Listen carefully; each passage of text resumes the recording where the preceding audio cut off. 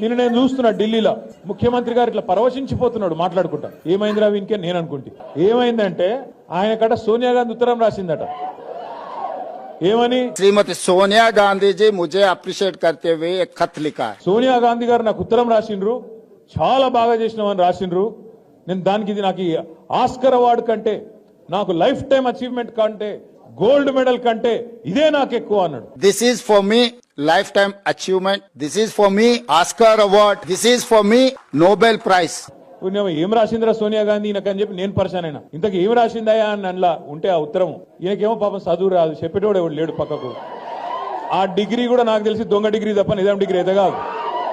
మీరు చూడు, ఆ లెటర్ చూసిరా లేదా మీరు? ఆ లెటర్లు ఏం రాసింది తెలుసా? సోనియమ్మ, నువ్వు పిలిచినావు నన్ను, కానీ నేను రాలేకపోతున్నా, ఏమనుకోకని రాసింది. అంతే, తప్ప ఏం రాయాలి. దానికి ఈయన పట్టుకొని, ఇగో ఇది నాకు ఆస్కర్ అవార్డు, నీకు కావాల్సింది ఇవ్వాల్సింది ఆస్కర్ అవార్డు కాదురా నాయన, నీకు ఇవ్వాల్సింది భాస్కర్ అవార్డు.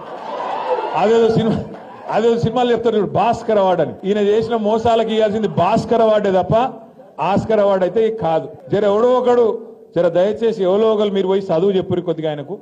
ఎందుకంటే ఆయనకు వాళ్ళు ఉన్నదేదో తెలియదు. ఎవరో ఏదో రాసిస్తే చదువుడు తప్ప లొడలోడ ఒరుడు తప్ప ఏం తెలియదు.